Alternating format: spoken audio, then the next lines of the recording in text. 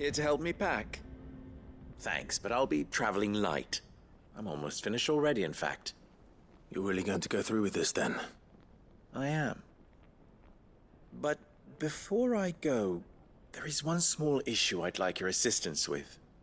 Well, two, in fact. If it's within my power to help you, I will. It's the children. I refuse to let them share in my disgrace. And if I leave them here, they surely will. Our friendship would see them ostracized forever. But I can't take them with me either. I can think of only one place where they are certain to be safe, and provided for, and loved. The Hideaway. Of course. The children would be more than welcome. Thank you, Clive. I will not forget this. Lubor, are you still here? What is it, Ferda? You look pale. There's been a flood in the Velcroy, a damn big one. The League of Outlaws encampment was completely submerged in ether. What? Every last one of the bastards has turned. And they're headed this way. Bandits are one thing, but Akashic bandits are quite another. The town guard won't stand a chance against them. We need to evacuate. There's no time to lose. Ferda, gather the men.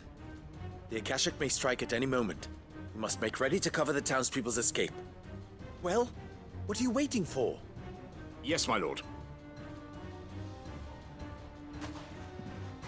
Clive, change of plan. The children stay with me for now. I need you to find Conrad and Natalie. Tell them to prepare for a full and immediate evacuation. Understood. I'll do what I can to convince everyone else. Wish me luck.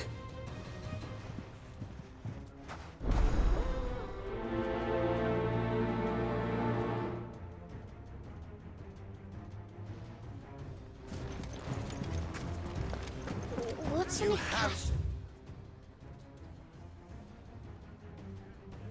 Listen to me. They're People coming. told me they're like people.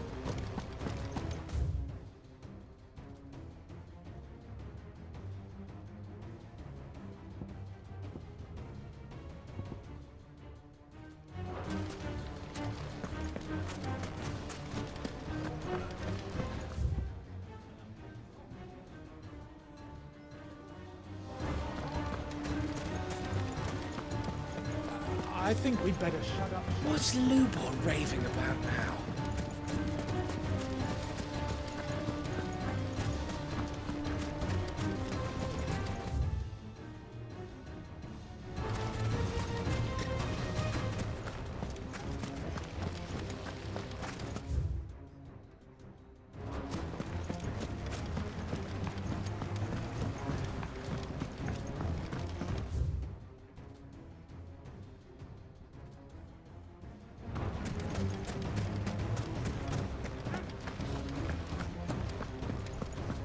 Why do they always have to make such a fuss outside?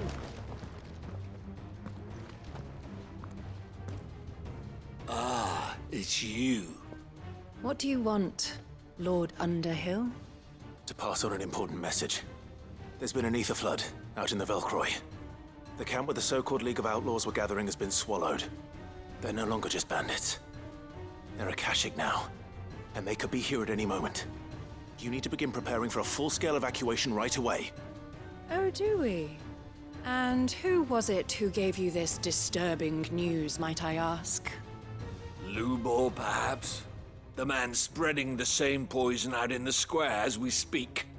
You may believe his lies, my lord, but we know better. But why would he lie about something like this? Some twisted attempt at revenge, perhaps. If he had not been unmasked, he may well have been elected our leader. A great honor for one of his kind. One he might well feel aggrieved at having been denied. Lord Underhill, forgive me, but it has become all too evident where your sympathies lie. Lubor cannot be trusted, and neither, therefore, can you. You may not trust me, but for the sake of your people, ask yourselves if there is any chance that this is true. There isn't. You can be certain of that. Now be off with you. You're making a mistake. Come, Clive. If our words will not move them, then we must find another way to help save the town. You're right. Let's speak to Lord Furder. You lied about being one of us, and you're lying. I think we'd better... Shut up. What's Lubor raving about now?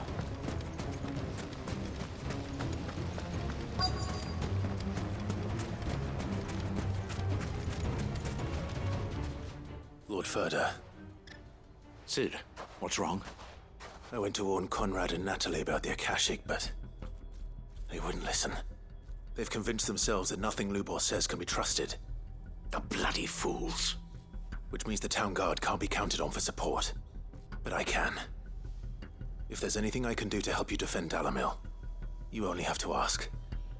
I appreciate it. Sid! Further! I've been looking for you everywhere. Victor? I thought you'd left. I couldn't abandon a friend in need. And Lubor is in need at this very moment. Come quickly.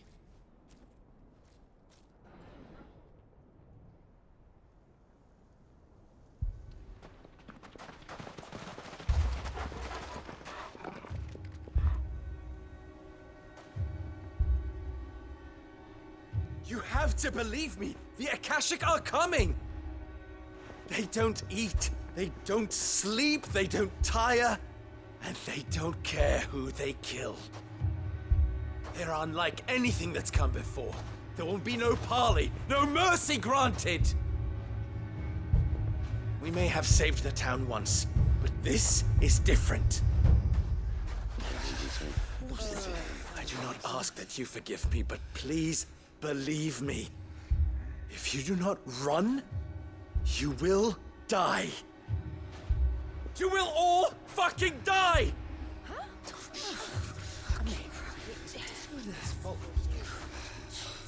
You'd like that, wouldn't you, bearer?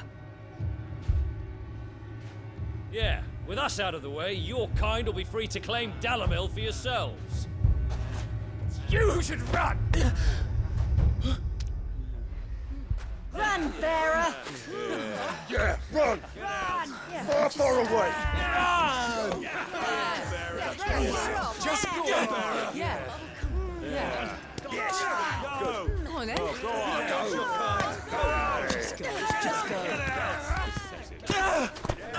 Lubor. Wait, someone's coming. Stop! You're hurting him!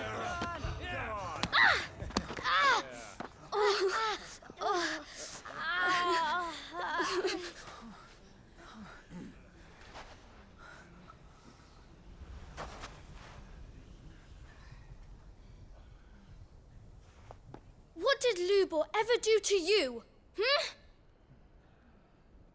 He solves all your stupid problems, and he keeps all of you safe. You know there's nothing he wouldn't do for this town. Who was it who made that cleaver you use every day, Conrad? And what about your counting table, Natalie? Who fixed that? Whose men make sure the streets are clean so all your boots don't get dirty? Who spends all day, every day making sure things run smoothly around here? And none of you ever say thank you, ever. But did Lubor ever complain? Well, does he ever stop smiling? He keeps this whole place going. And you act like it doesn't even exist!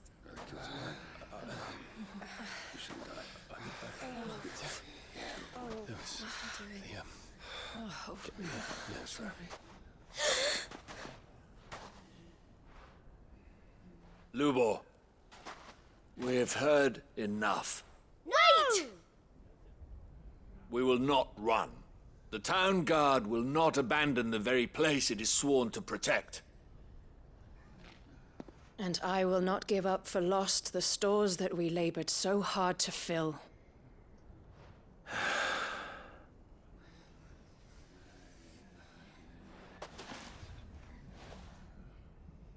So tell us, how do you propose we deal with these Akashic of yours?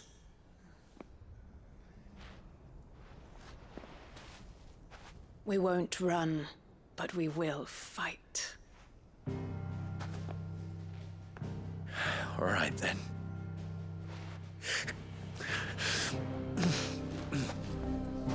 Fine.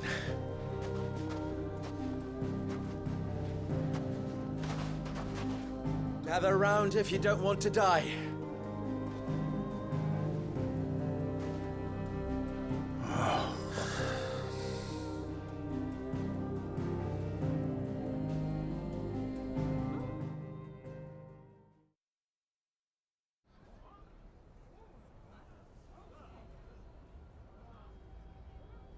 Allow me to explain the situation. The ether flood occurred near the village of Cheratina, deep in the Velcroy. The place had been abandoned for years, until the League of Outlaws decided to make it their base of operations. Now they're all turned, and if the scouts' reports are correct, heading in this direction. They are mindless monsters, driven only by hate and rage, and they are utterly unpredictable. With the bandits, we at least knew how and where they were likely to attack. When these creatures come, Dalamil will have the bitterest fight it has ever faced on its hands. The town guard will muster at the north gate. The rest of us will take the south. Both forces will provide men to serve as scouts and messengers, ready to spread word of the size and nature of the Akashic force as soon as it is spotted. And as soon as it has been, we will converge on its position and see that it is driven back from Dalamil at all costs. Conrad, can I count on the support of the town guard? Always. I leave the selection and coordination of the messengers in your hands, Victor. And the command of our men in yours, Ferda. If you would both be so kind. Consider it done. As you wish. Natalie, I would ask that you and your people have the townsfolk barricade themselves inside the bathhouse. And tell the merchant not to waste time securing anything beside the essentials. Preserving life is our one and only concern. As long as we survive, it doesn't matter what trinkets we might lose. Our riches can be regained. And if anyone doubts that, let it be known that the Briar's Kiss stands ready to cover any losses. Very well. I shall tell them. Where do I fit into this plan? Where else but the most perilous place of all? I would like you to travel to the home of our erstwhile League of Outlaws, Cheratina itself. The main host is most likely still there, and Dalamil will not be safe until it is eradicated, root and branch. A little gardening. How pleasant. I doubt it. I have a feeling these weeds will be particularly stubborn. Luckily, so am I. So you are.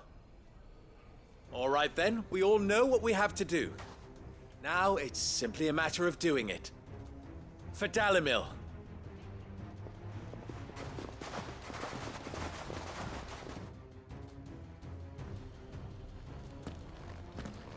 Looks like everyone's ready. I'd better not keep them waiting.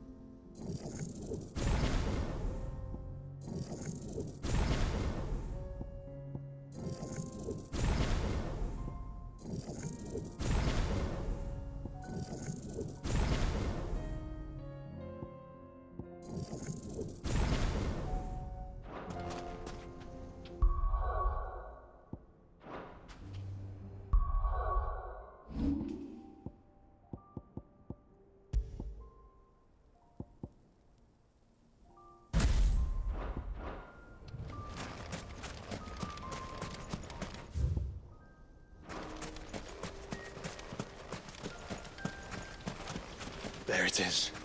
The flood. But what's waiting for us inside?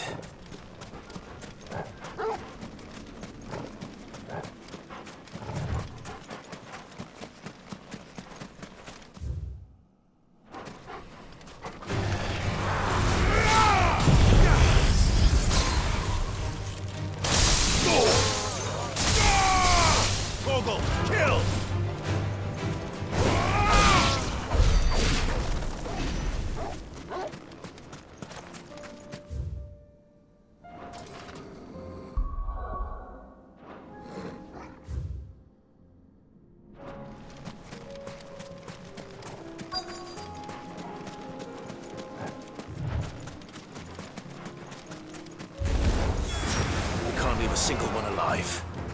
Go for it!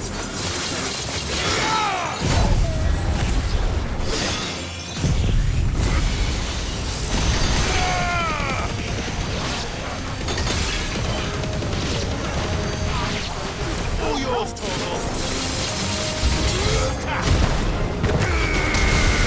Down, Torgal! Get him!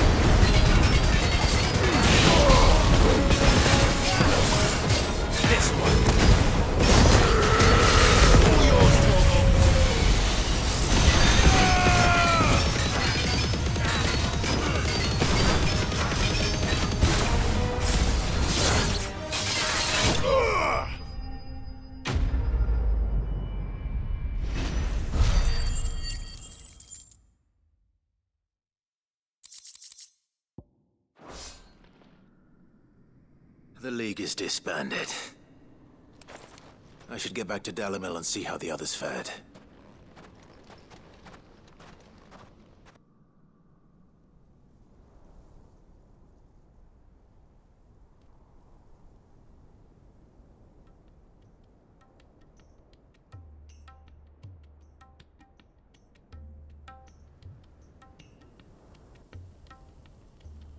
All the Akashic we were able to find have been dealt with. Seems that might be the last of them. Last of them here, perhaps. Lubor, Sir Clive has returned. Clive! What news from Charatina? It's done. Root and branch.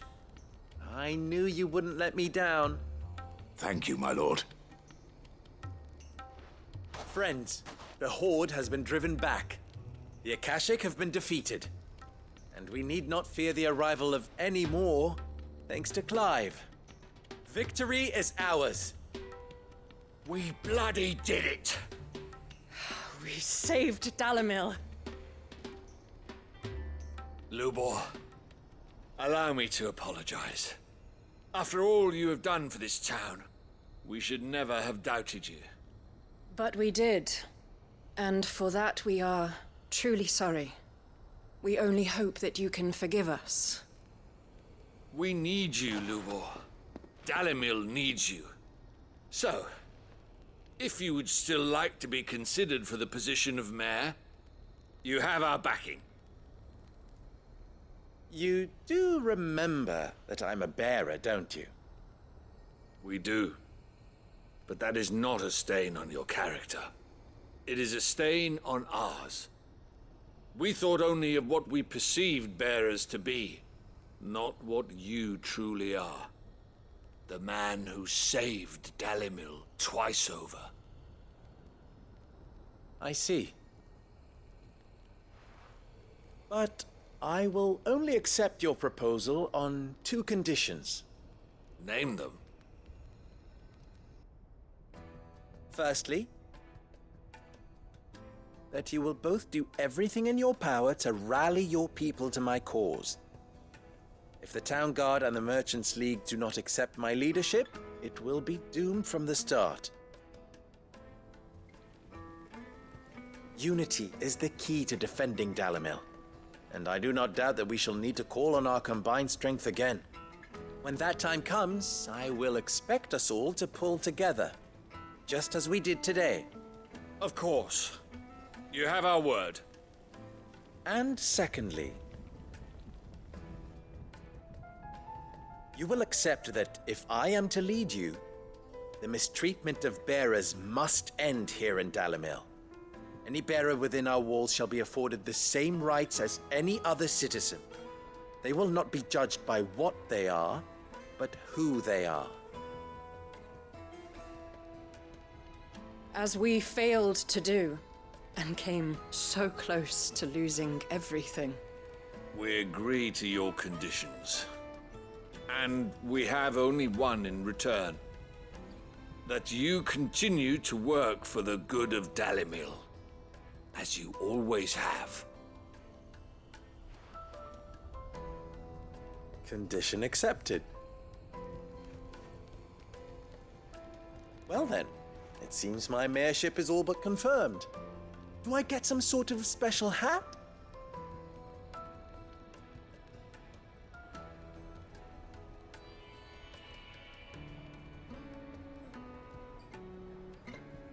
How fickle fate can be. Not so long ago, I had resigned myself to leaving Dalimil in disgrace. And now, I find myself her leader. Here. For everything.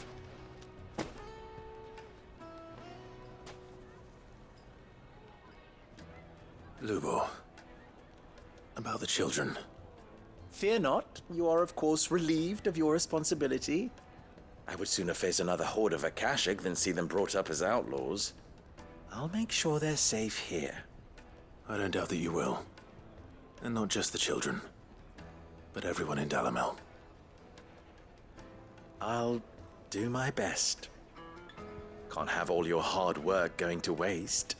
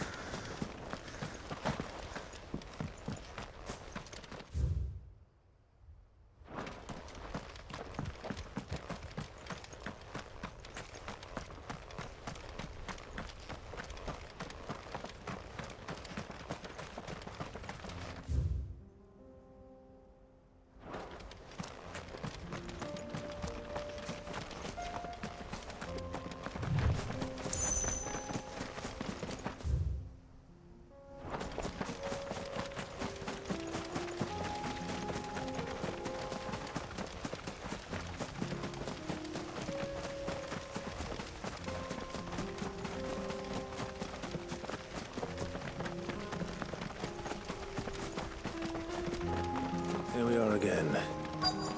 Karava. If you were a tortoise... It looks like we found him.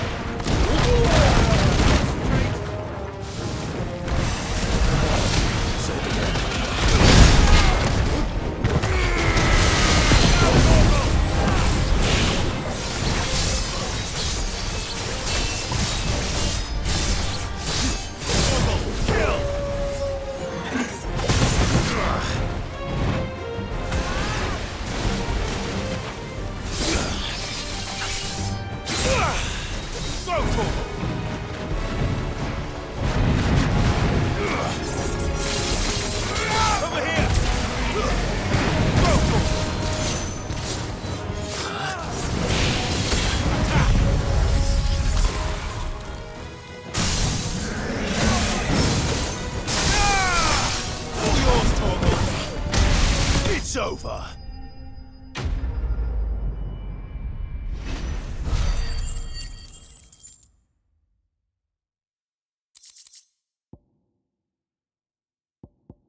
I better get these materials to Mid so she can finish her prototype.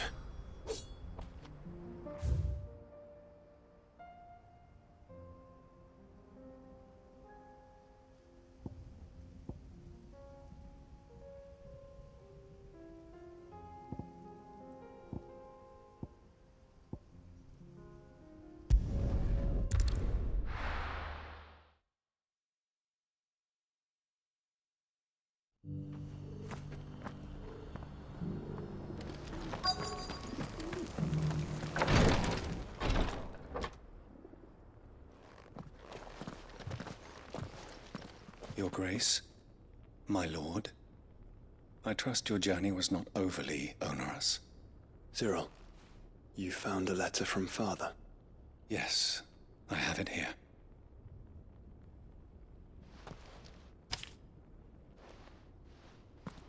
If you would do us the honor, my lord.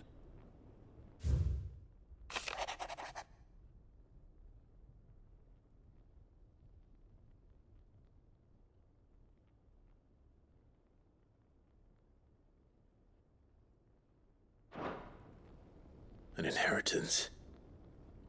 It would seem the late Archduke penned this missive shortly before his passing. The day before we left for Phoenix Gate. What are these plans he spoke of? His plans for the duchy, Your Grace. Your father entrusted them to my predecessor, the former bearer of the Burning Quill, who entrusted them in turn to me. The complete emancipation of bearers is their stated aim. But your father's dream did not end there. His Grace also spoke of building hospices to care for those stricken by the curse, and the founding of a new university to further the development of non-magical technologies. With the blight spreading ever more widely across the twins, Archduke Elwyn saw this as the only means of securing Rosaria's survival. He wished to see men and bearers treated as equals. To see centuries of common wisdom overturned. Small wonder he did not think it achievable within his lifetime. But he thought it achievable nonetheless. Had he not, he would never have written this message. Nor would he have entrusted his vision to his most faithful aides, those who would have stood with you, shielded you from the machinations of the less benevolent personages at court. It's a pity only they are still with us. 'Tis true that those most loyal to your father were the first to suffer the Duchess's wrath. But one at least remains, and she has come bearing gifts. What do you mean? Mayhap it is better that she explain, my lord. After all, the duties entrusted to me by my predecessor extended only to recovering His Grace's will and arranging a meeting with the one who might execute it, or a part of it at least. And where is this woman? She awaits you in the archive, Your Grace. Thank you, Cyril. Shall we then?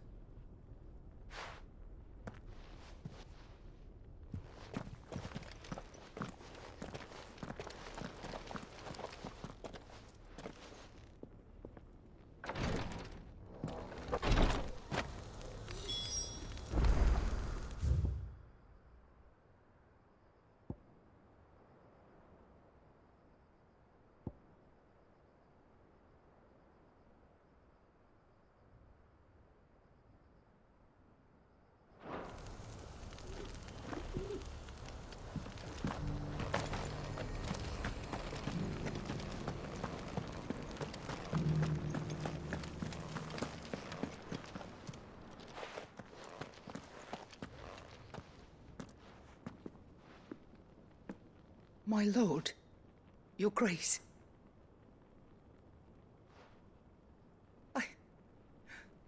I hardly recognize you. I am Goditha, retainer of House Rosfield, loyal servant to the Phoenix and his shields. Your father, the Archduke Elwyn, entrusted me with the delivery of a gift. I only hope you can forgive my tardiness in bringing it to you. Lift up your head, Lady Goditha. You have our gratitude for your service to our house and to our father. I merely did my duty, as any proud Rosarian would. My lady, perhaps you could explain a little more? What exactly is the gift you bring?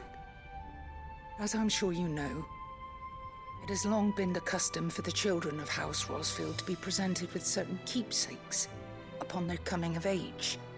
Indeed it has. Our father often spoke of the day when our turn would come. And had he lived to see it, he would have presented you with the treasures I bear. Matching armbands for you both. Alas, he did not live. Indeed, he was taken from us even before they could be completed. He had intended to claim the Heartstone with which each armband was to be finished himself, but it was not to be. And his gifts remain incomplete. I see. It saddens me to bring them before you, as they are. It was your father's wish that you be presented with the finished articles, not these works in progress. But with his grace long since gone, and the stone left unclaimed, I had little choice. You are grown men now, and his house is yours. And while I would not presume to insist upon your claiming the Heartstone in his stead, I know that nothing would have pleased him more than for you to do so. Thank you, Lady Goditha. What say you, Clive? What else? Of course, my lady. May our father's will be done. Oh, I am much obliged. Do you know where we might find this Heartstone, my lady? I do. Though it may be a matter of a good deal more than simply happening upon it. It is found in the bellies of elder griffins, you see. We do at least know where to find one. A certain specimen has made its nest in Titan's Wake, not far from here. A certain specimen? You are most perceptive, Your Grace. In answer to your unspoken question, yes. In fact, this is the very same beast your father meant to slay. I have been tracking its movements since you were but a boy. Were you to slay it in his stead, as men of House Rosfield, it would surely make your father proud. What say you, Joshua? What else?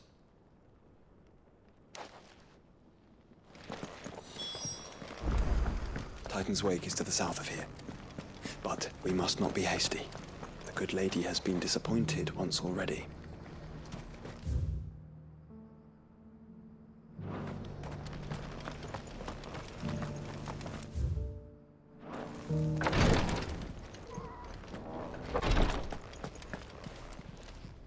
Lord Marquis, if you have a moment. What is it, Cyril?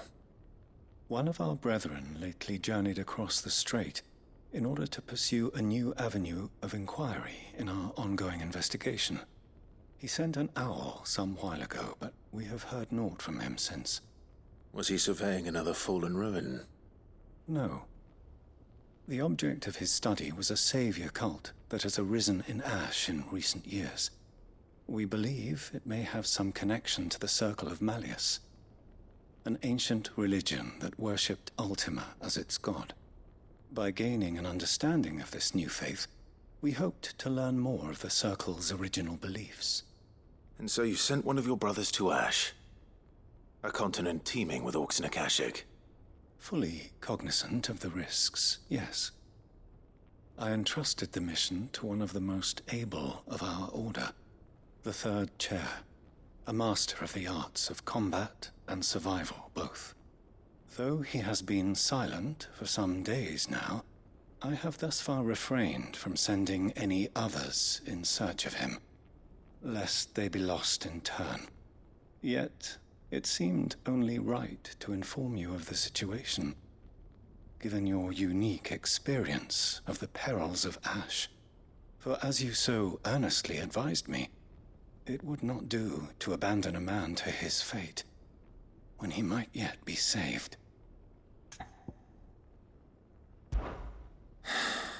It would not. But Ash is a big place. Can you be any more specific? Perhaps. The last owl I received from him mentioned a village where he had heard the cult were wont to assemble. Mickleburg was its name. It lies in the southern reaches of Waloed. If aught ill befell him, I expect it did so there. All right. I'll see what I can do. You are much too kind, my lord. Go then, with my hopes, and may the Firebird's flame ever burn in your heart.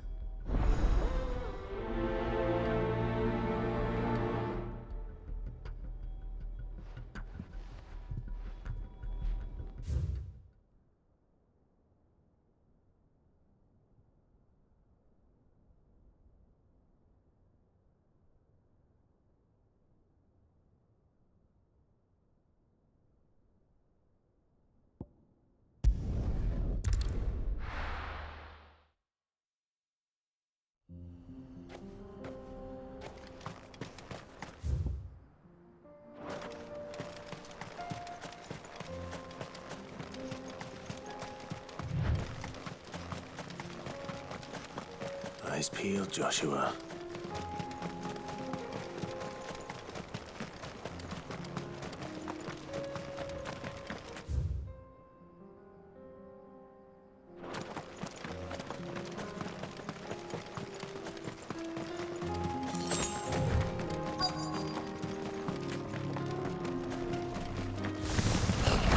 There it is.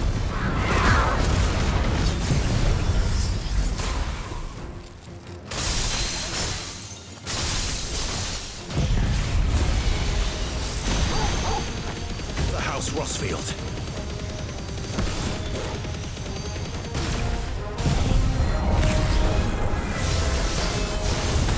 This one.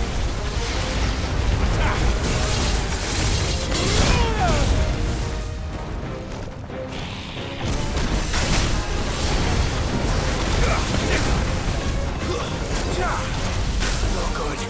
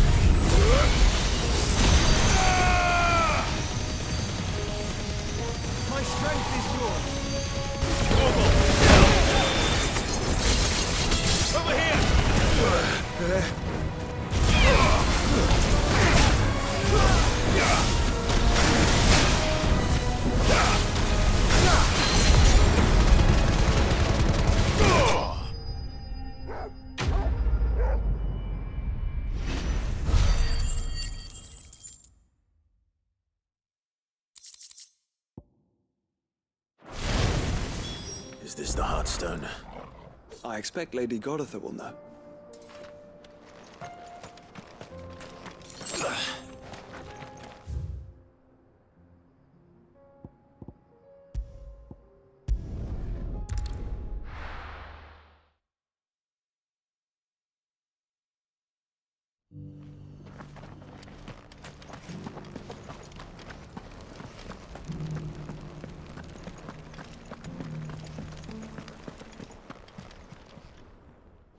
Thank the Founder you were safe.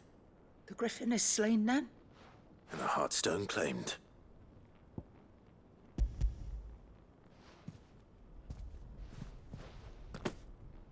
Yes. This radiant luster, like frozen flame, it is just as your father described it. Thank you, my lord. Your grace. Your father would be so proud. Lady Goditha, the lapidary is ready. Thank you, Cyril. I will be with him shortly. If you would excuse me, I shall have the stone cut and set forthwith.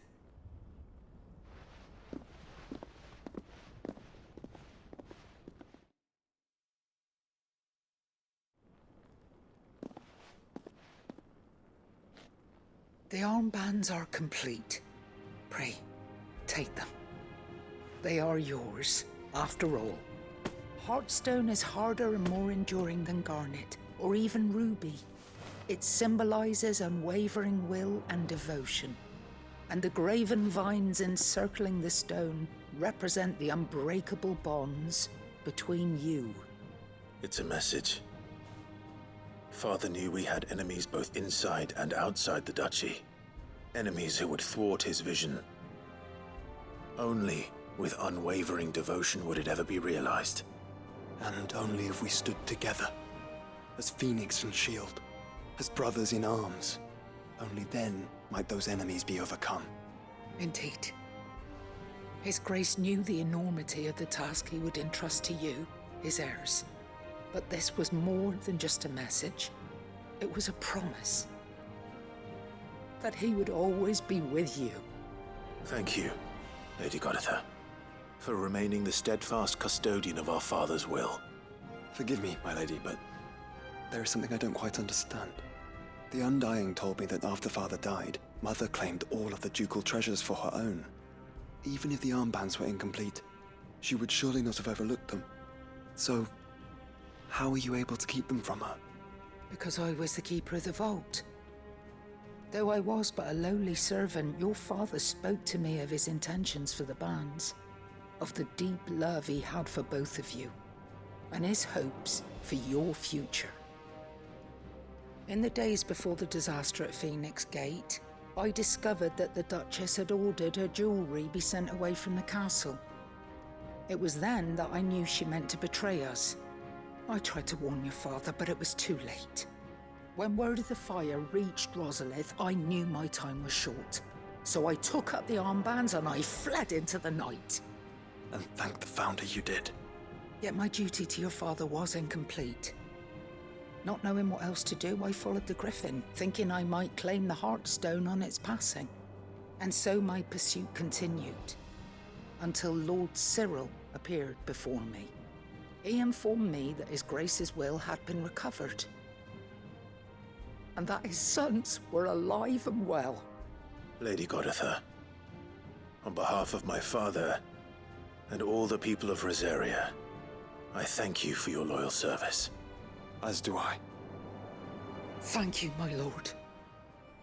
Your Grace, for coming back to us, for giving my service meaning.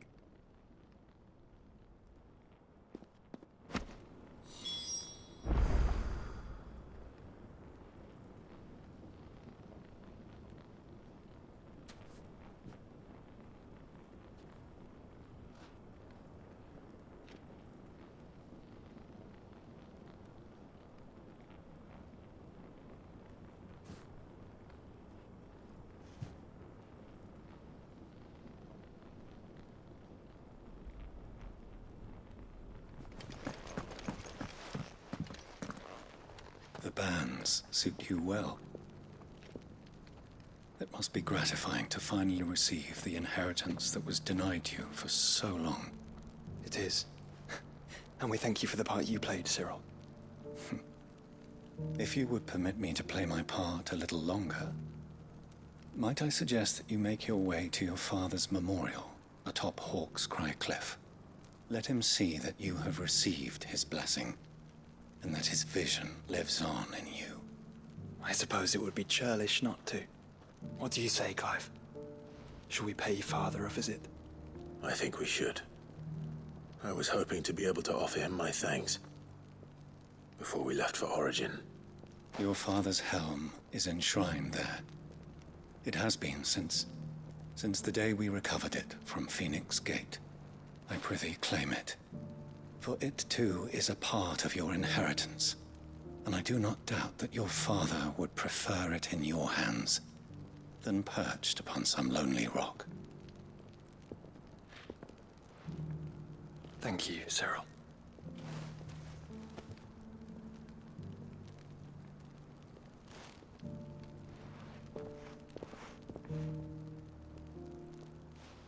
Come on, Clive.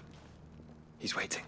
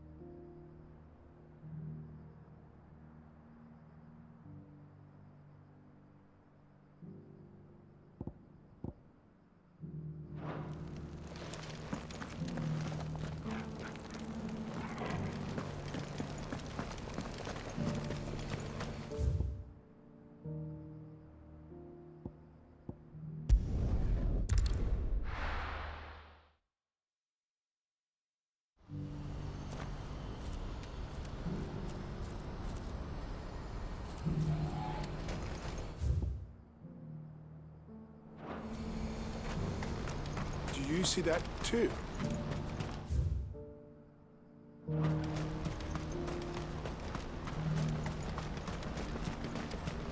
Papa? What is it? Oh, please. Just make it stop. I'm scared.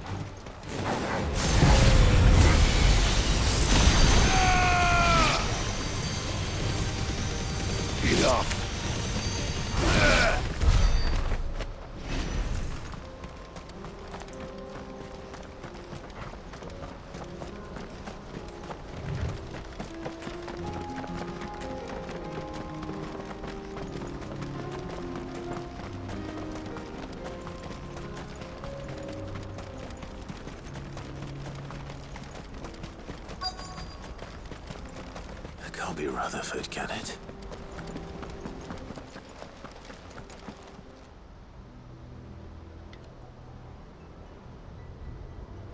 Turncoats and cowards, the lot of you! If it's a fight you want, it's a fight you shall have! Allow me. I don't need your... Please, Field Marshal, oblige him. This won't take long. You're right. It won't. Men, finish him. Over here!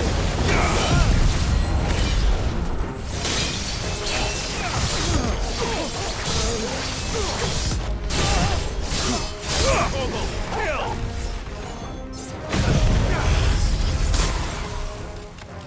It's over!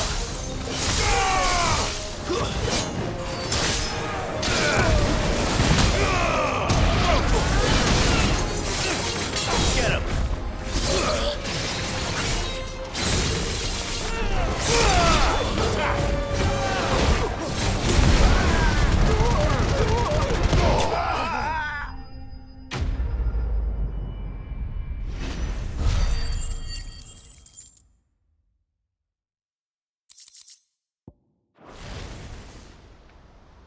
A little longer than I'd have liked.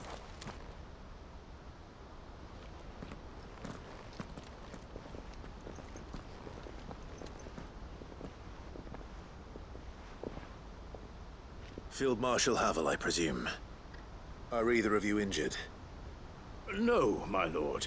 You arrived just as our escort turned on us. Fucking traitors. I'd heard reports of soldiers in the outlying regions abandoning the oaths they swore. But I hadn't thought the corruption had reached so close to the heart of the Republic. It's a fucking disgrace. Your interfering old bastard of an uncle tried to warn me, of course. My lord Marquis. Or is Sid the Outlaw more to your liking? Call me what you want. It doesn't change who I am, or the urgency of the message I bring. My uncle has a plan to right the realm, and he needs your help to see it through. Before I agree to anything, I'd have you answer one question. What do you stand to gain from all this? I won't deny that I might benefit from further chaos. But I seek a new beginning for all of us. And while the choices I've made may not always have been the right ones, I know I made them for the right reasons. For so long, so many of us have been told how we could live, how we could die, when it should have been our decision all along. Now we have a chance to put things right. But in order to take it, we must stand together. Even if it be beside those with whom we don't see eye to eye.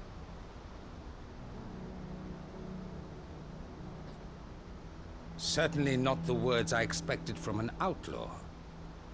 But perhaps your uncle was right. You are no ordinary outlaw.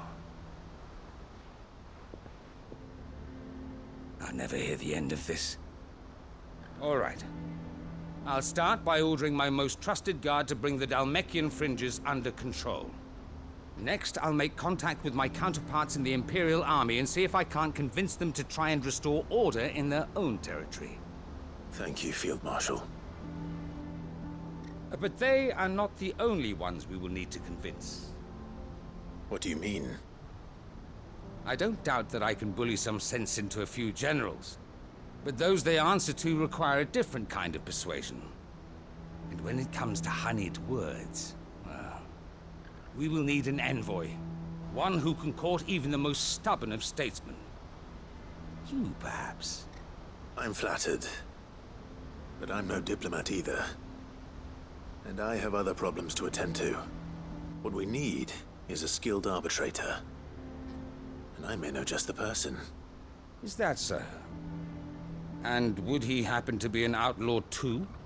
Of a different kind, perhaps. Well, beggars can't be choosers.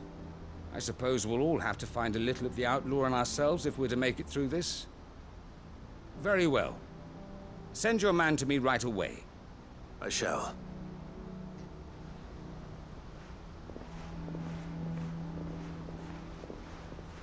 My Lord Marquis. Your Lord Uncle bade me escort the Field Marshal to his manor in Port Isolde. And I will see that my associate joins you there. Very good, my lord.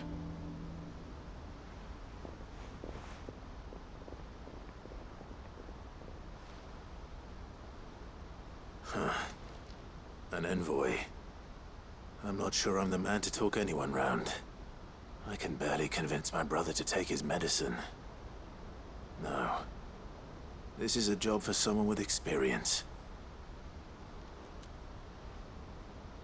Someone like Quentin. I hope I can convince him at least.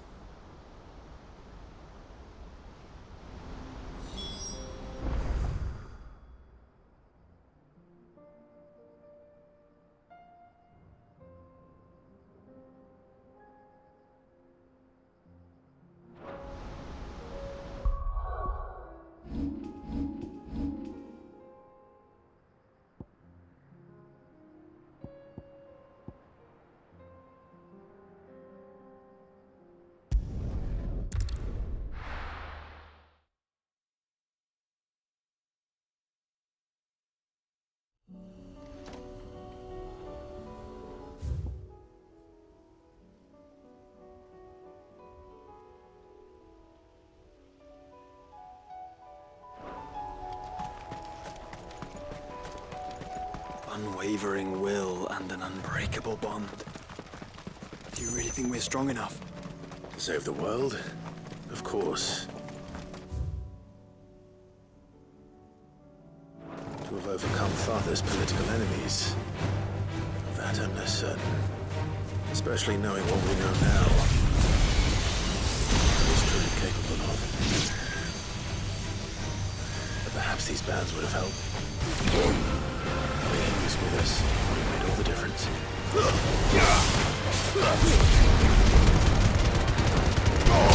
Down, Torgal!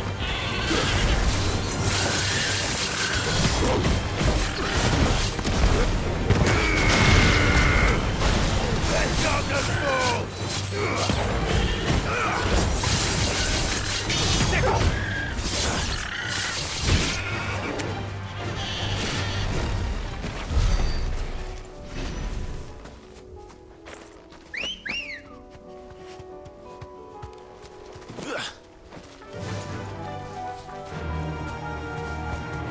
Run like the wind.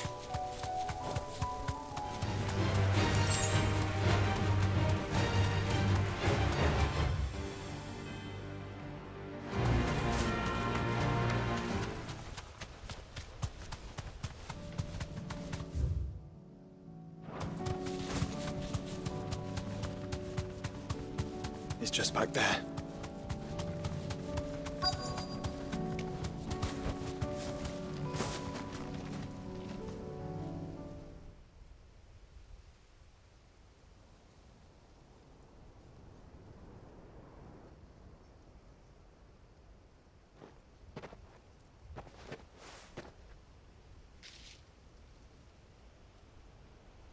Father always fought for what he believed was right. It wasn't until that night at Phoenix Gate that I realized I had never fought for anything. I always had someone else to do the fighting for me.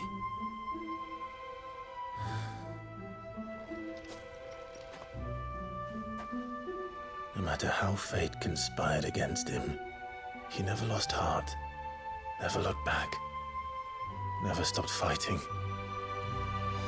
To me, he was the greatest of men. And I've been trying to live up to his ideals ever since.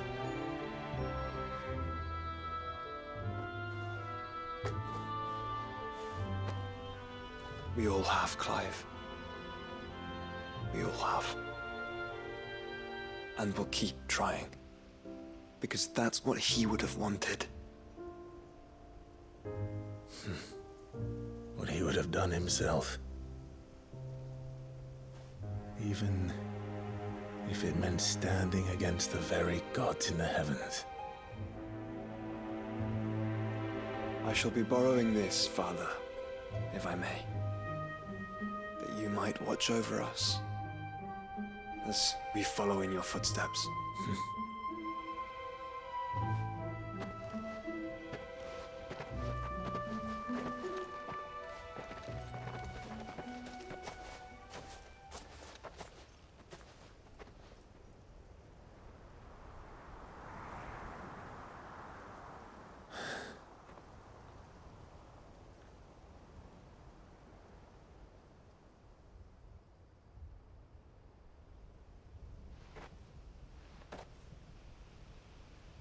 We won't lay you down.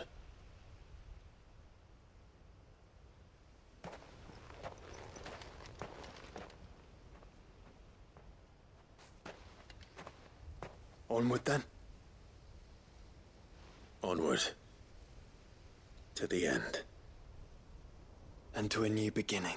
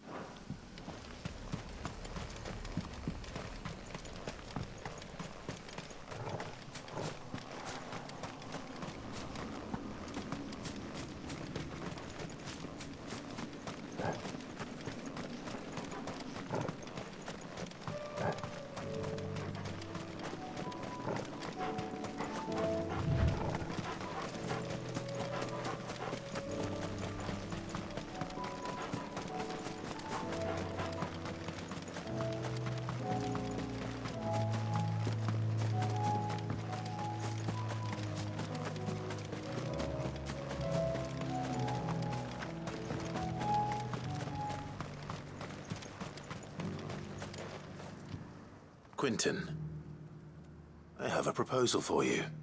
Do you now? Something tells me you'll be asking more of me than a cask of Gotand gold. Go on then. Propose.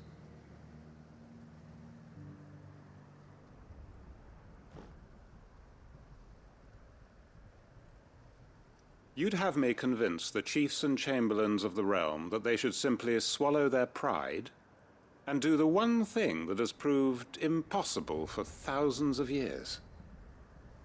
Was there anything else? Perhaps I can fetch you a meat pie as well. I know it's a lot to ask, but I can think of none better suited to the role. And you'd have me give up what little I have left to do it. I told you, Clive. The people of Lostwing are my family, and I cannot abandon them. You'll have to find someone else. I'm sorry to hear that. So am I. And why might that be? What he's asking. How's it any different to what you've done so far? They want you to speak for those who can't speak for themselves. That's what you do best. If it's the vineyard you're worried about, we'll see that the grapes are picked and the tons filled. You know we will. It's not that.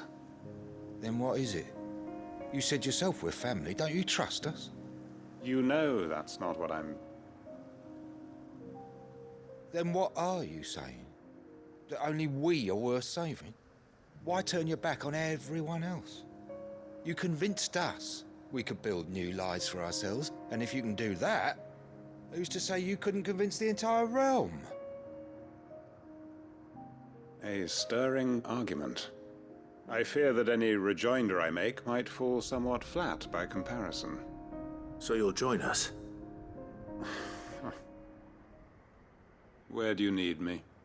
Field Marshal Havel will want to speak with you in person. He's currently in Port Isolde. I can arrange for a party of Cursebreakers to accompany you there. That would be very much appreciated. I hear the roads are far from safe these days. Hopefully not for long. My uncle will want to know that his plan is taking shape.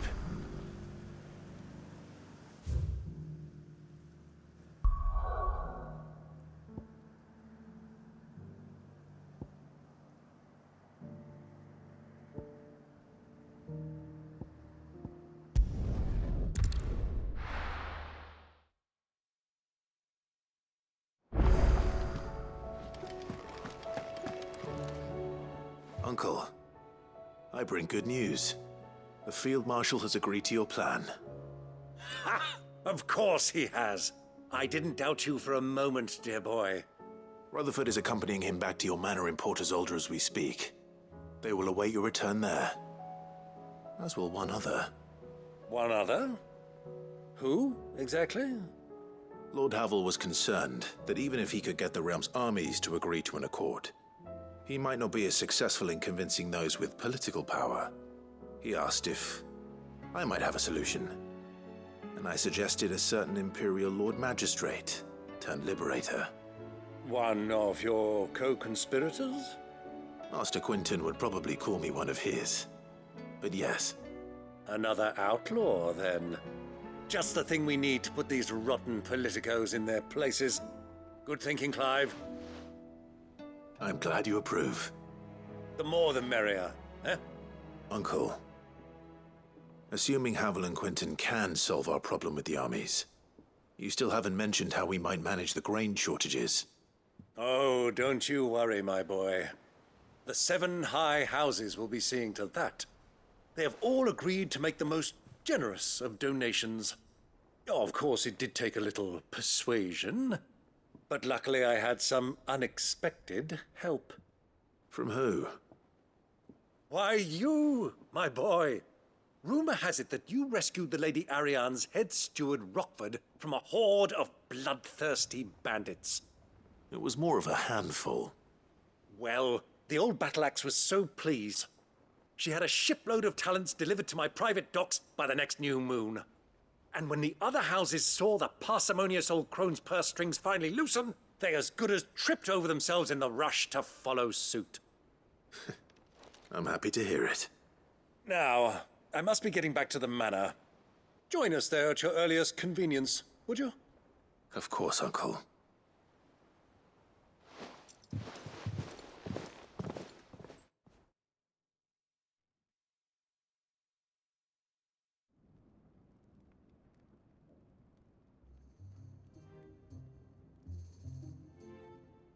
And how, pray tell, will we get that grain to the capital if the roads are still overrun with Akashic?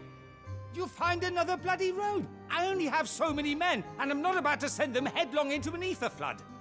That is, unless you'd have them turn as well. Well, I'd certainly eat less. Says the man with a belly bigger than a band of curls. My soldiers actually need their rations. Without any food to keep them going, they'll be dead even before you've sent them on your fool's errand. If I may, gentlemen, perhaps I might suggest an alternative approach. Though supply routes are indeed disrupted, there is no shortage of ships. Indeed, they bob away in every bay from here to Randalar, awaiting a safe haven. Allow them to make port and fill their bellies full of grain. And once those who crowd the cities are fed, ferry the displaced back to the countryside to work the fallow fields. But I'm sure that you wish to continue your discussion. Forgive the interruption. Two such firm friends as yourselves need no help from the likes of me. Rutherford spoke fondly of the great bond between you. Us? Friends? I can't stand the man! Clive, I'm beginning to question the quality of the company you keep. And what kind of company were you expecting him to keep? The man's a criminal! Criminal? How dare you? You are not fit to breathe the same air as this fine, upstanding young gentleman. Upstanding? He calls himself Sid the Bloody Outlaw! Once more onto the breach.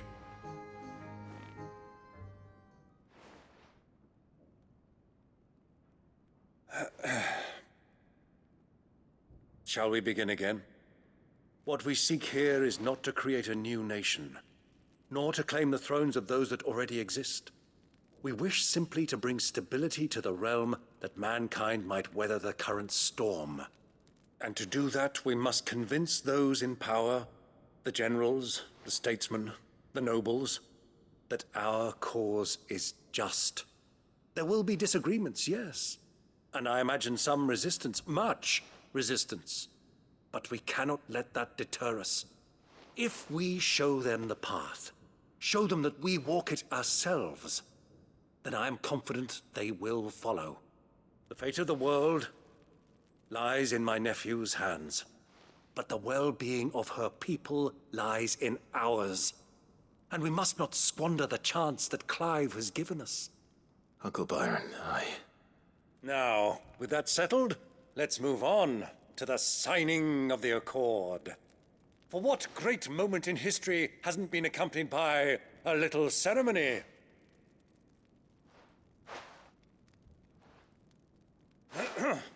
Citizens of Valisthea, I present to you the Triunity. Rutherford, Mike Will.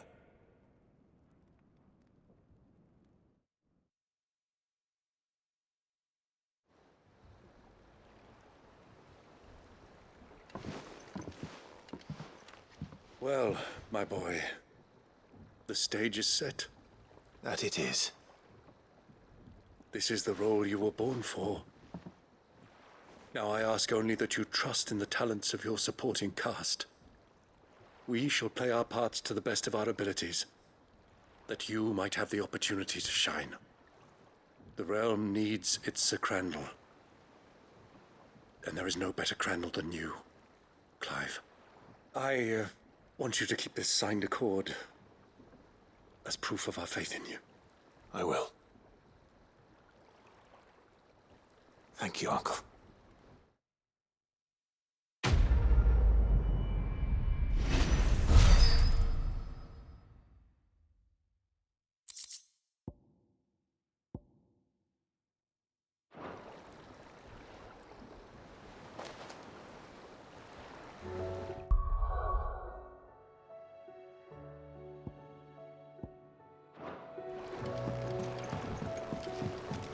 What do you think that thing is?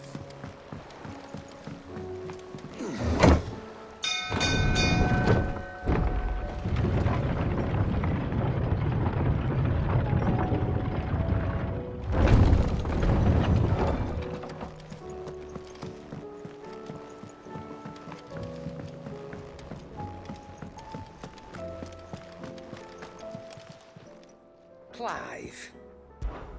Coin purse weighing you down? It'd better all be here. It was no trouble at all.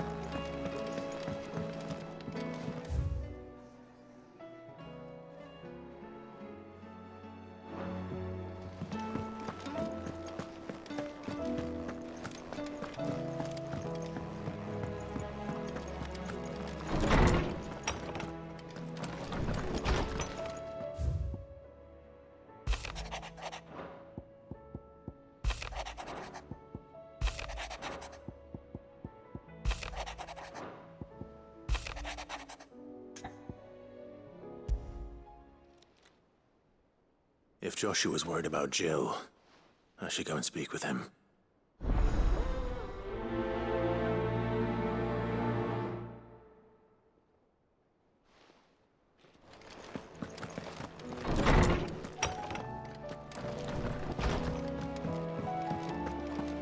First the skies, then the crystal. What next? Say what you will. Maybe Karen has seen us.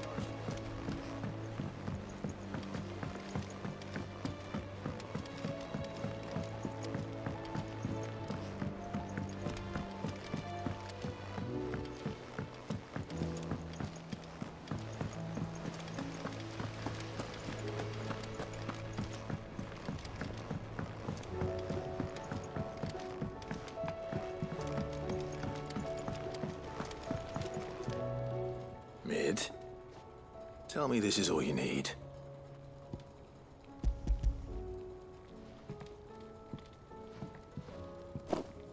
Aw, you make it sound like I asked you to save the world or something. Tell me this is all you need. It's most of what I need. After you left, I went over the figures again, and I realised I'd forgotten a 1 and a 0. And a cogwheel. Just a tiny one. Though, that's the problem. Gears that small are a bastard to make, and I may have lost the one Blackthorn spent a fortnight toiling over. Wait. The children. When they took apart your scales, there was a tiny brass gear. Now that I think about it, they didn't use it when we put the scales back together. The young'uns? But why would the... You know what? I don't want to know. I'll keep working on the model. You go and find that cog.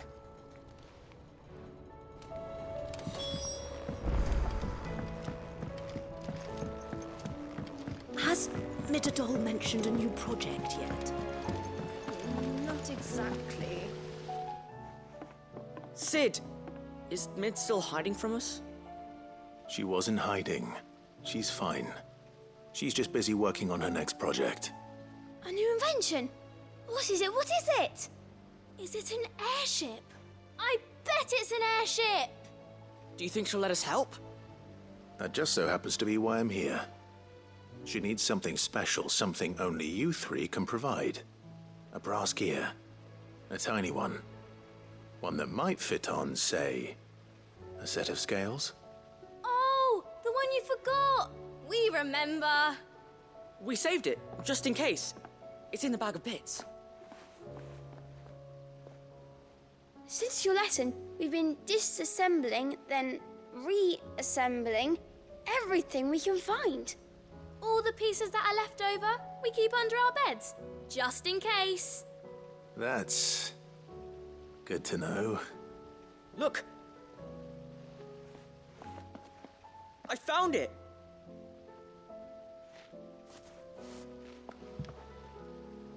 Is that all? Just the gear? We have more parts if Mid needs them. That's all for now. But I'll let Mid know about your hoard. Just in case. Thanks, Sid.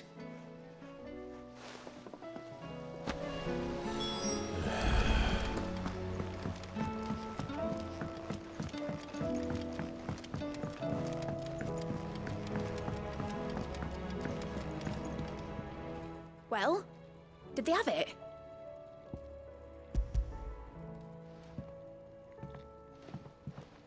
They did. And they kept it somewhere nice and safe. Will it work? Will it work? He's perfect! You're a genius, Clive. What exactly are you going to use it for? Only the most important job of all. The wings aren't going to move on their own. But with the right cog in the right place... well, you just wait and see.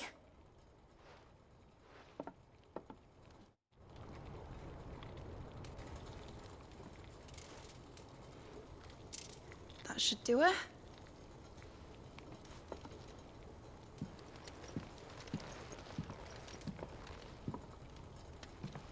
Here goes nothing.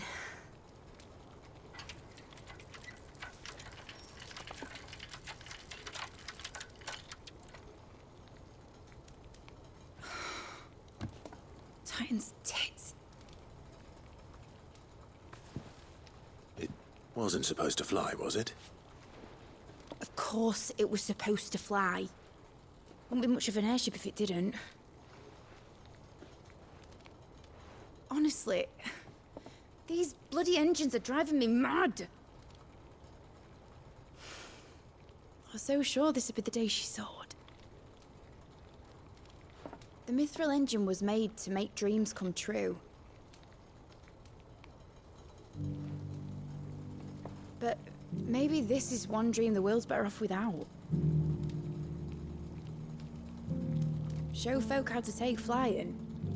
It won't be long till they're raining death down on each other. People will lose their homes, children, their mums and their dads. Like I lost mine. I'm sorry. So am I, Clive.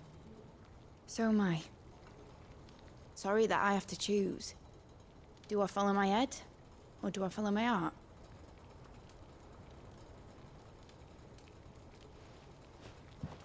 Good question. The first time I stood on the deck of your ship, felt the wind in my hair. It was like I was flying. But imagine how it would feel to actually do it. My dad always said there were two ways of living life. Chasing a dream or shuffling to your grave. And he were right. Right about a lot of things. Not that I like to admit it. People need dreams to chase. Especially in a world like this.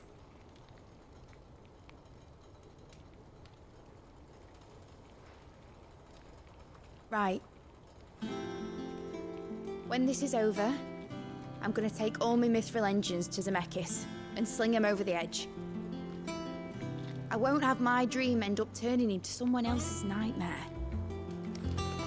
But all that hard work... All that hard work will not be used for war, Jamie. But it ain't like it'll be gone. Tell me, Clive, have you ever been on a treasure hunt? Not since Joshua and I were boys. Why do you ask? Because I'm gonna bury the engine schematics and leave behind a little riddle telling people where to find them. A really hard one, so that only the most dedicated dreamers will ever be able to work it out.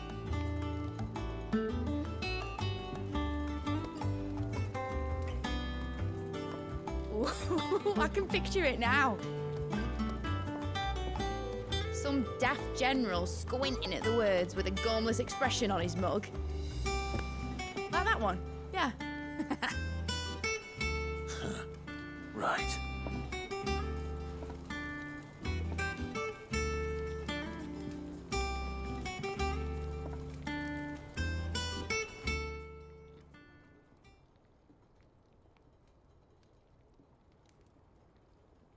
Of course, if I'm putting this engine at the end of a treasure hunt, I'll still need to make it a treasure worth hunting for. Won't be much of a prize if it couldn't even make a toy boat fly after all. My dad always said, dream big. But it ain't the size of a dream that's important, is it, Clive? Only that it's a good one. And I reckon I've got a fair few good uns left in me. I'm sure you do.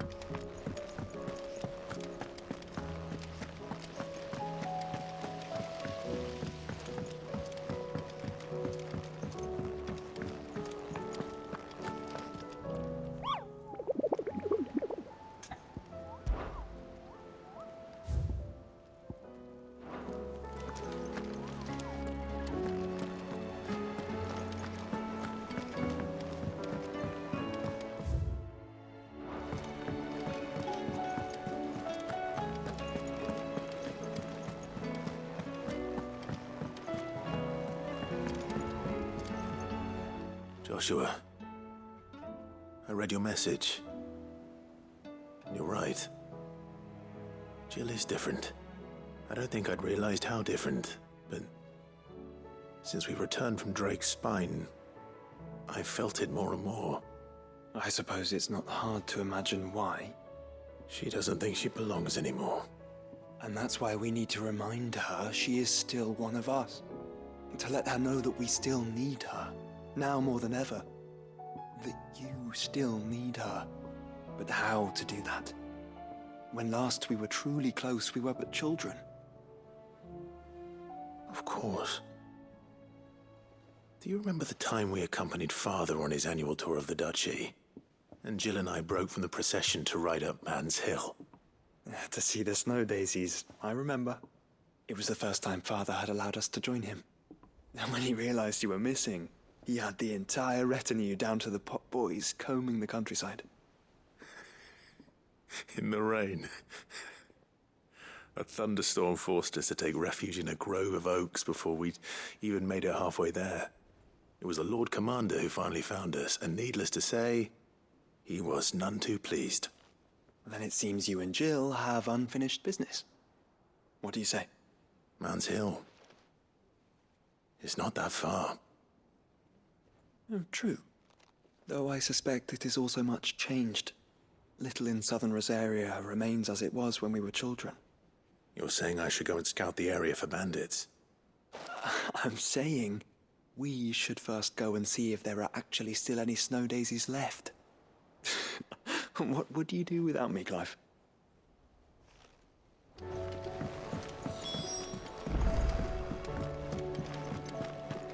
It was no trouble. Clive, you're back. How'd you get on? Any luck? Any luck, you say?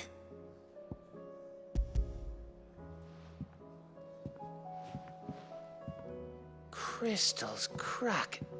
Is this what I think it is? Where in the hell did you find it? It's a long story.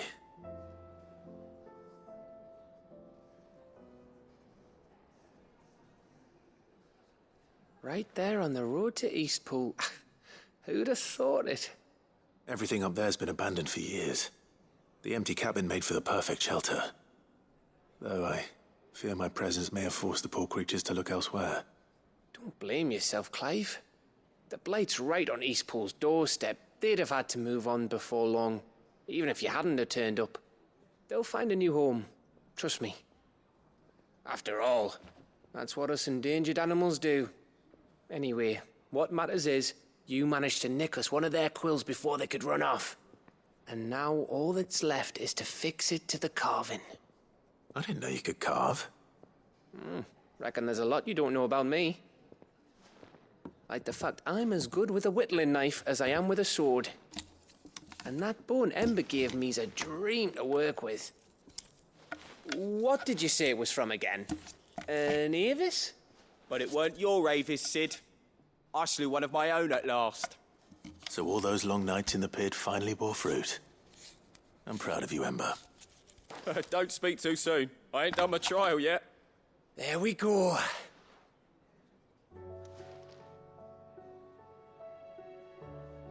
What do you think? I think if you ever hang up your scouting cap, you'll be able to make an honest living. Oh, will I? I should go and see if Ed is awake. Give it my best. You can give it to yourself. Come on.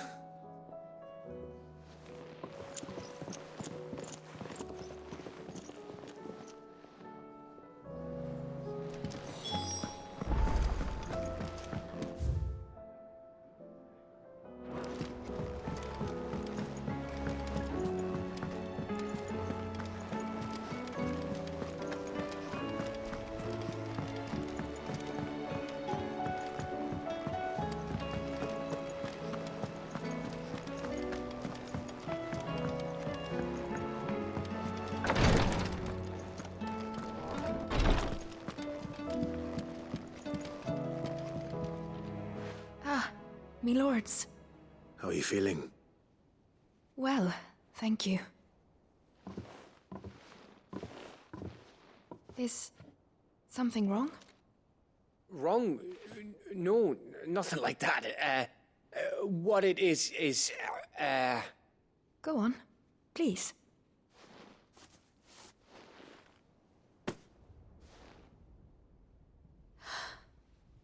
It's beautiful. Did you make it? We did. It's from all of us here at the Hideaway. Your new family, like. It's a good luck charm.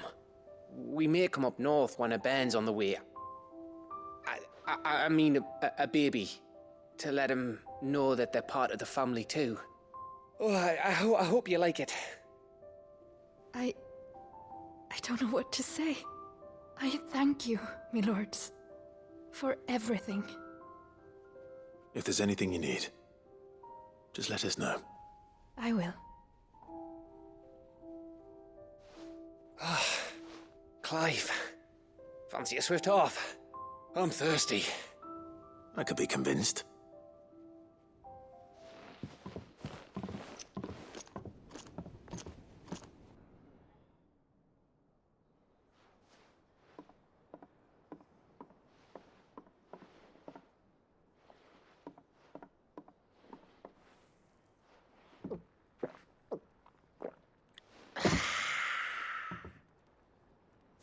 Don't you think you've had enough? Oh, we're celebrating. I'm gonna be a father. I think Edda might have something to say about that. You know what I mean. Bit of light in these dark times.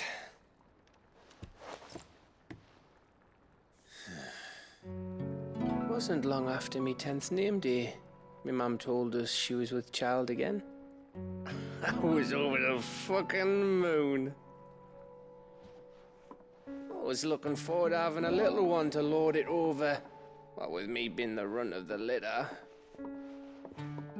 Thought I'd finally have a chance to prove to the world that I could be a big brother. Imperials came the day she went into labour. Had myself a baby sister. And then I didn't. My whole family gone in a blink, while I hid in the cellar like the spineless little arsehole I was. Great brother I turned out to be.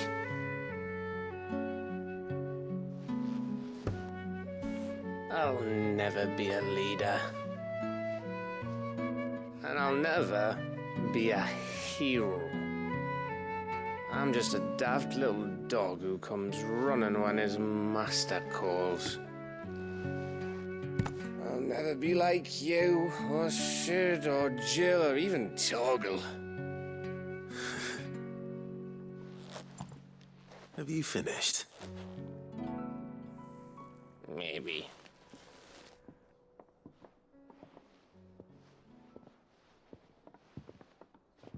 Do you know why you're our best scout? Because you don't need anyone to hold your hand. Without your resourcefulness, your courage, your determination, I don't know where we'd be. Maybe hanging off a cliff like, That was only the once. Exactly. You learn from it. And here you are after Founder knows how many missions, stronger for everyone. And let's not forget Rosalith. Who was it who freed me from the dungeon? Who was it who ran to Jill's rescue? That would be me. Because you're our brother, Gav.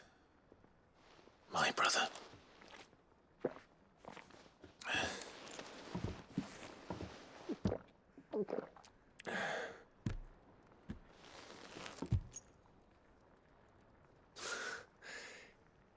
Your brother.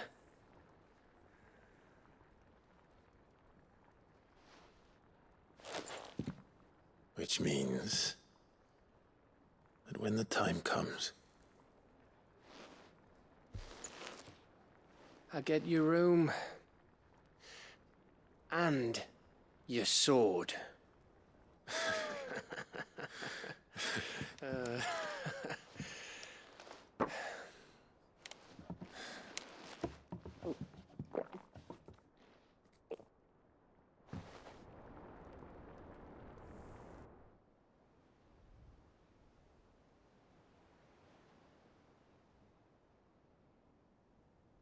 I may have had one too many. You may have had 10 too many. I said I was thirsty. Better get back to work anyway, after I walk this off. Clive? What is it? Thanks for, you know. I know.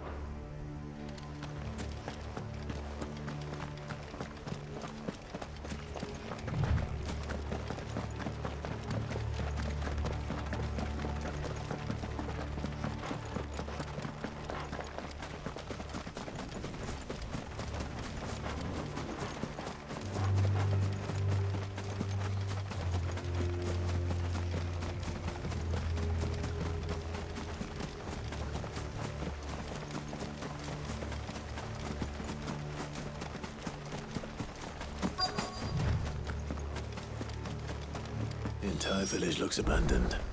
Now, which house would a bookworm live in?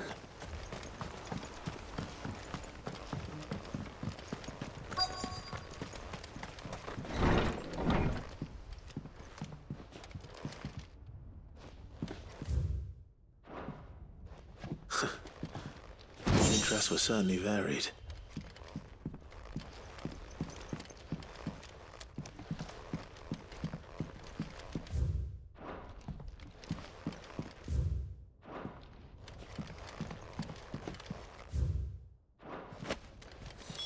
This is it.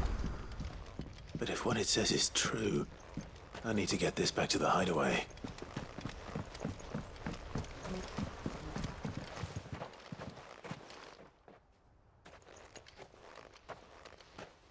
Leaving so soon, stranger? We've been watching you. From a distance, so to speak. Subtle. I know who you are. Then we need not waste time on introductions. Hand me the book. Leave it in our care and return to your life. Your care? Do you mean to burn it or bury it? That is not my decision to make. But by one means or another, its contents shall be removed from the common record. Then I'll have to politely refuse. I won't let you erase our history. Then we find ourselves at an impasse. Very well. The book can just as easily be pried from your dead hand.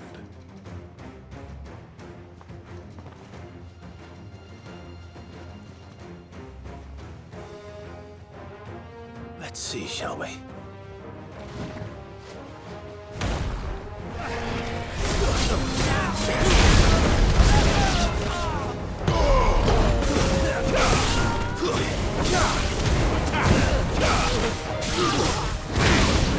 This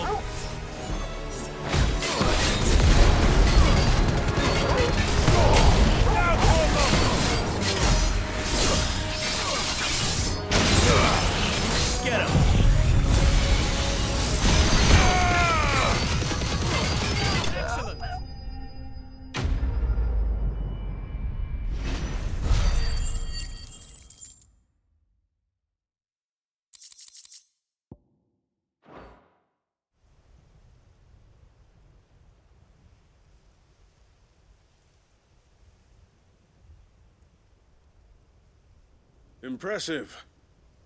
But we have other means. We shall claim the book yet. Why do you want it so badly anyway? It lays out in no uncertain terms the vanity and avarice of mankind. It tells the shameful history of the persecution and oppression of a gifted few by a giftless many.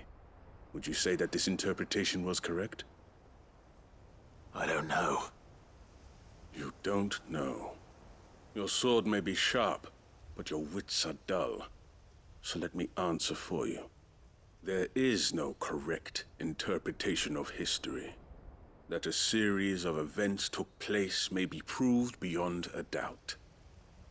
But there can be no single, immutable explanation as to why they came to pass. It is a question of numbers and of belief.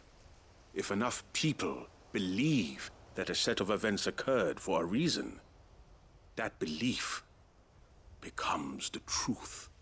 So you're trying to control the truth? We are trying to protect people from themselves, from knowledge that would bring them naught but pain. That is all. You may keep the book, for now. The world is small. We shall meet again. Until then. Wait! Damn it. Let's get this back to Vivian. Perhaps she can explain what that was all about.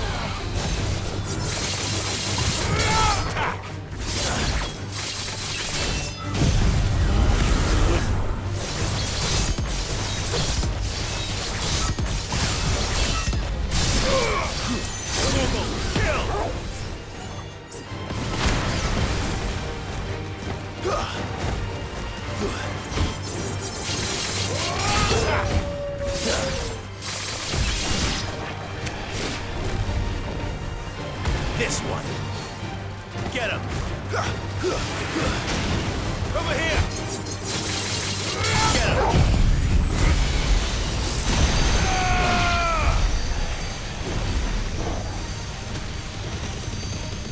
All yours, Torgal. Over here. Sick him. Be gone.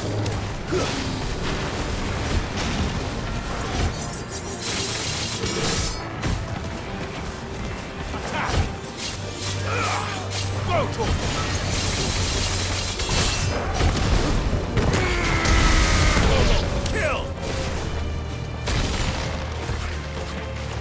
Attack!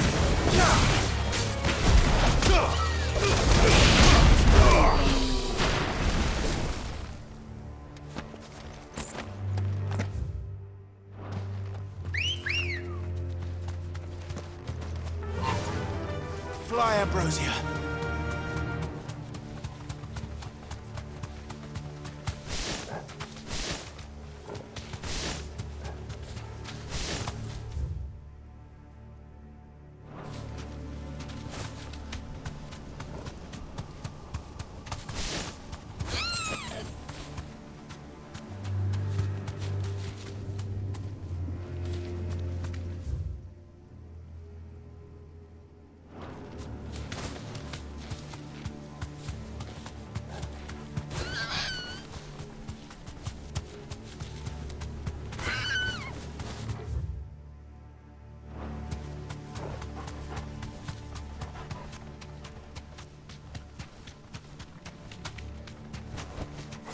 No need to ride from here. This must be the orphanage. Hopefully the registry is still here.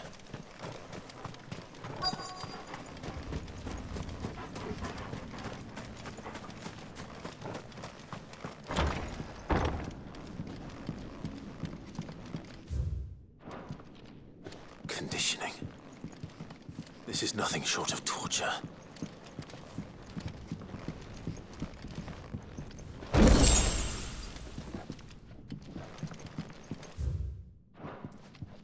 Disposed of. Herman wasn't exaggerating. It's a wonder he survived this place. I need to find that registry.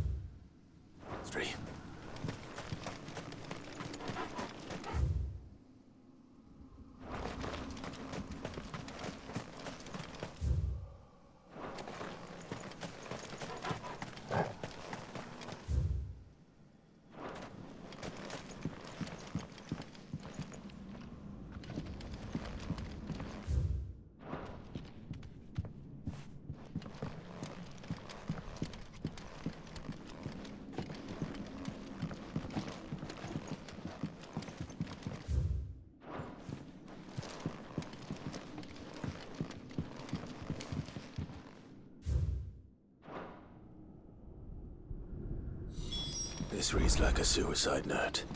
Did the director go through with his plan? There's only one way to find out.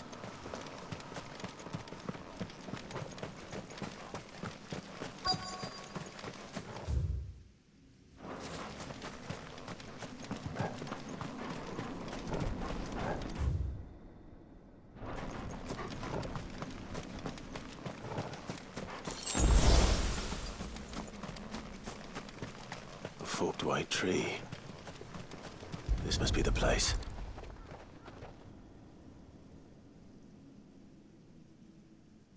Could he really be buried here? There's something hidden among the roots. Let's see.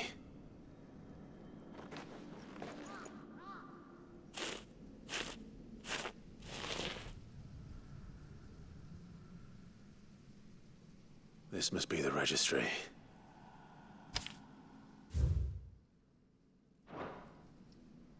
So many names. This place was a slaughterhouse. And where is the architect of all this misery?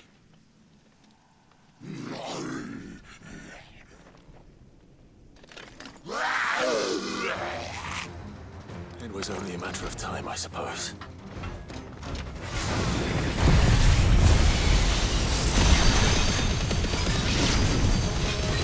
This place is cursed.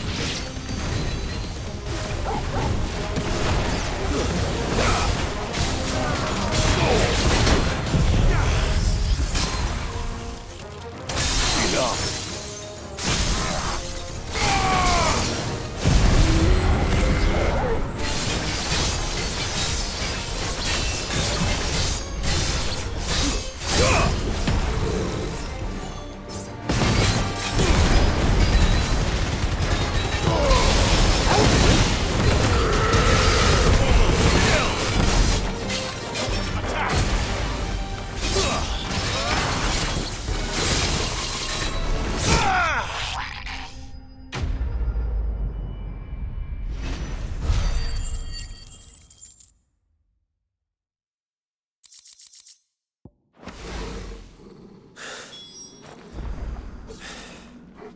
I'm done here.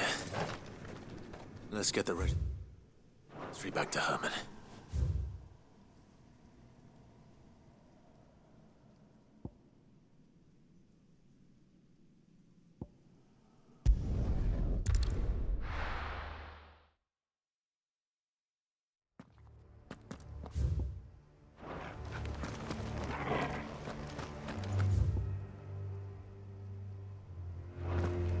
Doris is waiting for me near Balmung Dock. The longer she's out in the open, the more likely she is to be found by a Kashik. I need to hurry.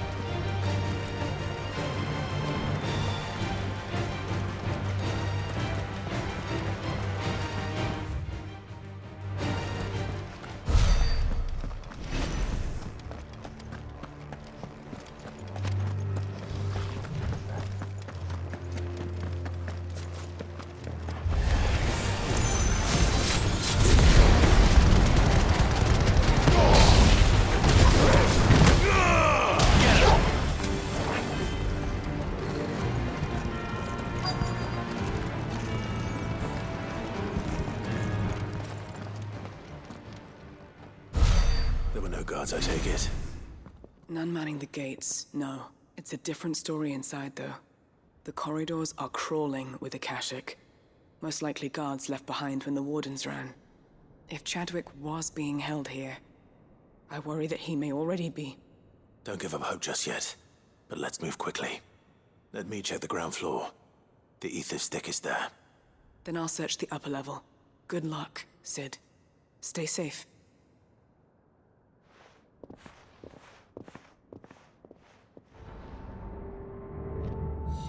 Just hope. All the flood's inside the walls. Bad enough to turn a bearer.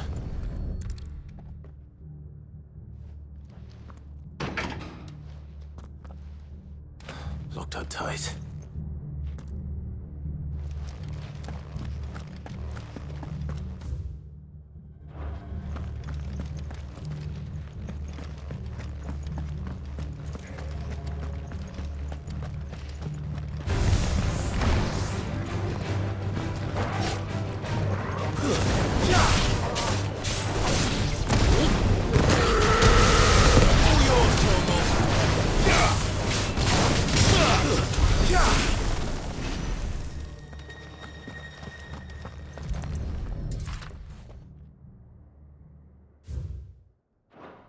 So this place was no ordinary prison.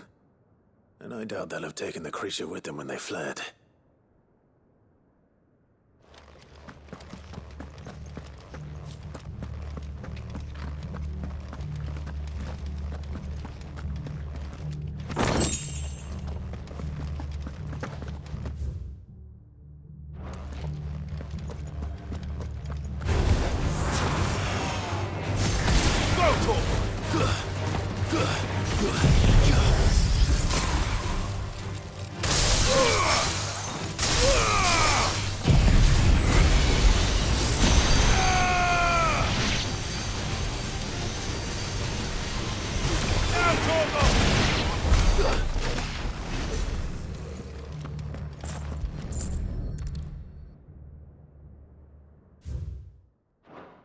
Minimal loss of Waluda lives. And what happens when they run out of bearers? Even the Imperials take better care of their branded than that.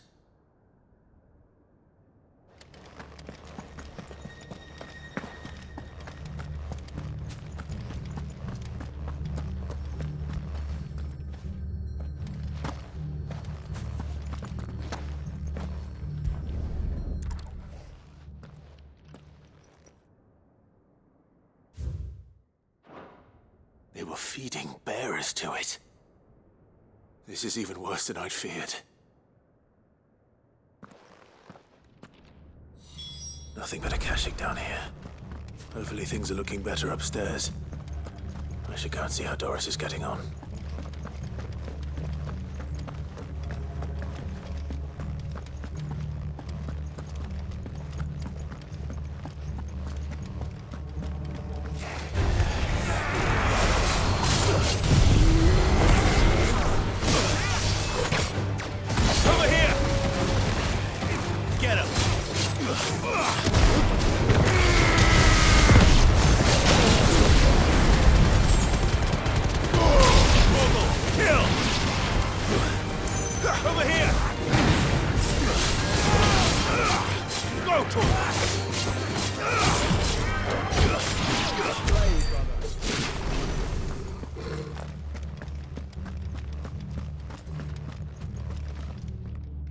No lock downstairs. But I did find out that this place was more than just a prison. Something far more sinister was happening here. I know. I've been reading some of these documents and... it can't be true, can it? Bearers die every day in service of their masters, but this is so much worse. Pitting bearers against a wild beast armed with nothing but their wits? And all in order to bring about more death. And not just those who could fight, but the elderly, children even. And those who wouldn't or couldn't were disposed of. Whatever that means. I'm afraid it means they were fed to the monstrosity they kept here. Then we're too late. And I was a fool to bring you here. Don't say that. Did you find anything else? A key. But it doesn't fit any of the locks on this floor. Perhaps it will fit one of the doors downstairs. There's a corridor I haven't searched yet. Finish up here, then come and find me when you're ready. All right.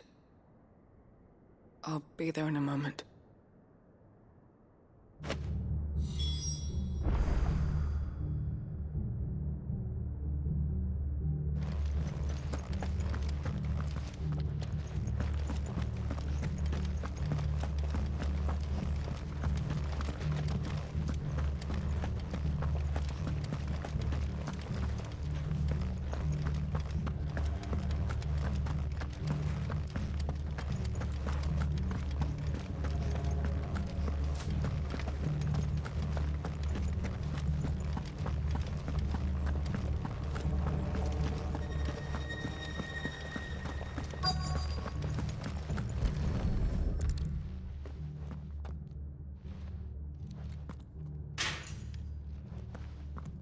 Let's see what we can find down here.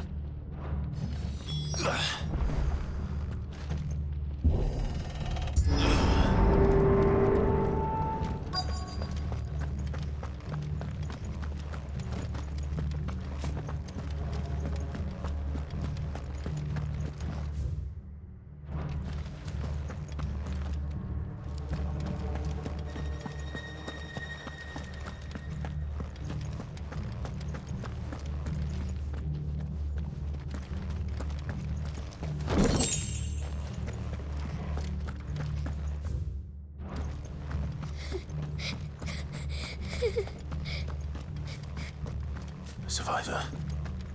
And she sounds close. Who are you? There's no need to be afraid. Are you alone? Are there any other survivors? Some of the guards. They're still here. But something's wrong with them. Everyone else was eaten by the monster. Of course there were. Thank the Founder.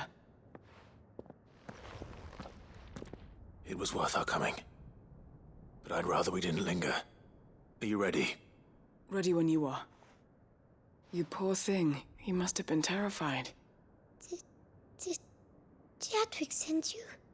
What? He fought the monster. Distracted it so I could run away. He must have sent you. He promised to free the others too. Where is he?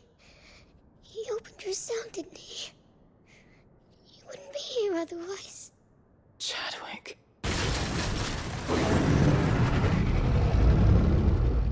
Was that? Monster's back! Chadwick, help! We have to get out of here. Doris, keep the girl safe. All right. You put that bearer-eating bastard in the ground. It's out there waiting for me. I can't let it live. Not if it's got a taste for bearers.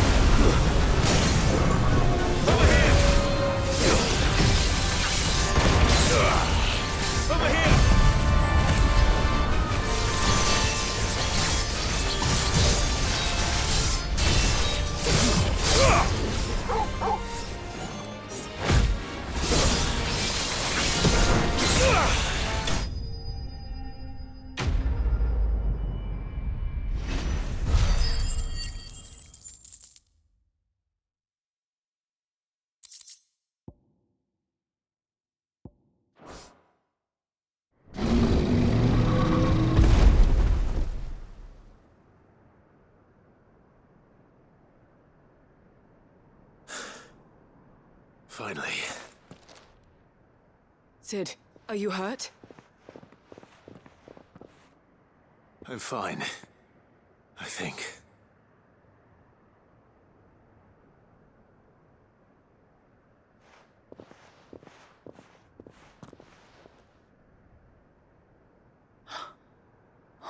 No. What is it? A diary. I gave it to Chadwick before we went our separate ways. He was here. Do you think that creature?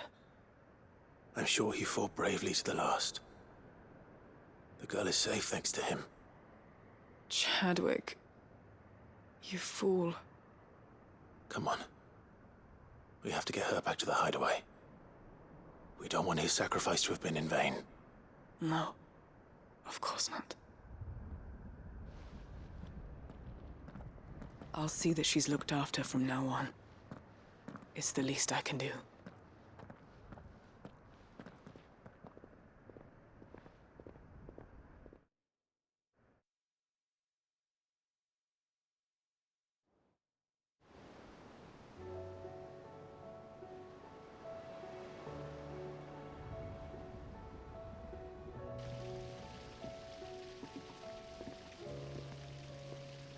From what I hear, you've barely left the girl's side in days. I hope she's recovering from her ordeal. She is. Slowly but surely. She's far tougher than she looks. I thank the flames we found her. If we hadn't... I know. But we did. I'm sorry we weren't able to save Chadwick. There's no need to apologize. Without your help, I would never have found out what happened to him. How he fought to the bitter end to save her. To save Haida Marie. That's the man I remember. The man I thought of as a brother. I wish I could have met him. I'd like to hear more about your past. If you don't mind, that is. Of course. You already met my former master. She trained Chadwick and I to do two things. Kill and obey. We were supposed to be sold to the highest bidder when the time came.